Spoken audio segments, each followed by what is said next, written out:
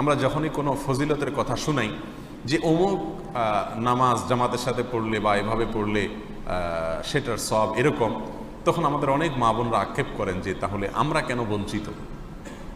এটা একটা প্রশ্ন তাদের চলে আসে যে আমাদের জন্য কি। যেমন আল্লাহর কাছে সবচেয়ে উত্তম নামাজ হলো জুমার দিনে ফজরের নামাজ জামাতের সাথে পড়া, এটা হাদিসে আসছে।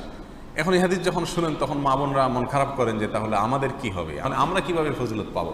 তো এই জন্য দুই তিনটি কথা আমরা বলে রাখতে চাই। এক নম্বর কথা হলো, মা বোনরা তারা যদি এরকম আশা তাদের ভেতরে রাখেন যে আল্লাহ মহিলা হওয়ার কারণে আমার জন্য এই অপশনটা নাই, সেজন্য আমি এটা করতে পারছি না, আল্লাহ আমি যদি পুরুষ হতাম তাহলে এই অপশনটা অবশ্যই আমি হাতছাড়া করতাম না, এরকম শখ এরকম আগ্রহ যদি কোনো মেয়ে মানুষ তার ভেতরে রাখেন, তাহলে ইনশাআল্লাহ সেই আমলটির ফজিলত পুরুষ মানুষ করে যেটা পেয়েছেন তার আগ্রহের কারণে আল্লাহ সুবহানাহু ওয়া তাআলা তাকে সেটা দান করতে পারেন।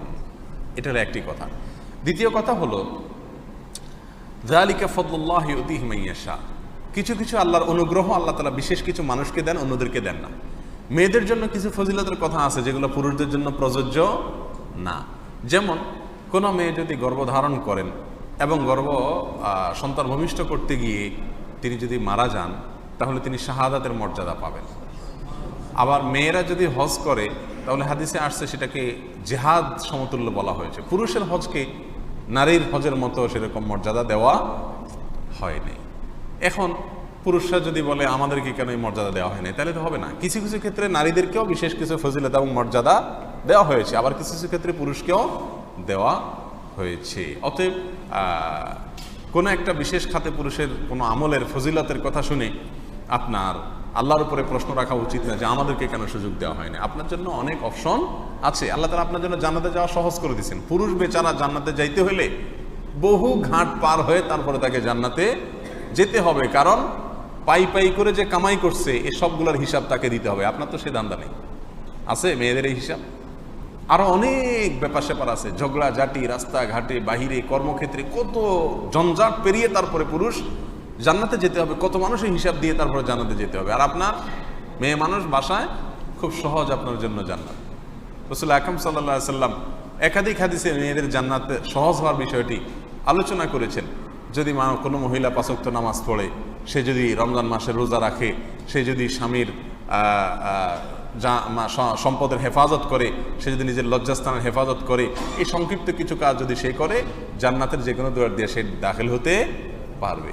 কিন্তু পুরুষ, তাকে উপার্জনের হিসাব দিতে হবে, নামাজের হিসাব দিতে হবে, পরিবারের হক আদায় করছে কিনা, মানে হিসাব দিতে দিতে দিতে কাহিল, তারপরে সে যাবে। অতএব তার জন্য আল্লাহ সুবহানাহু ওয়া তাআলা যদি সওয়াবের কিছু অপশন বেশি রাখেন, আল্লাহর প্রতি প্রশ্ন আরোপ করা এটা যুক্তিসঙ্গত হতে পারে না।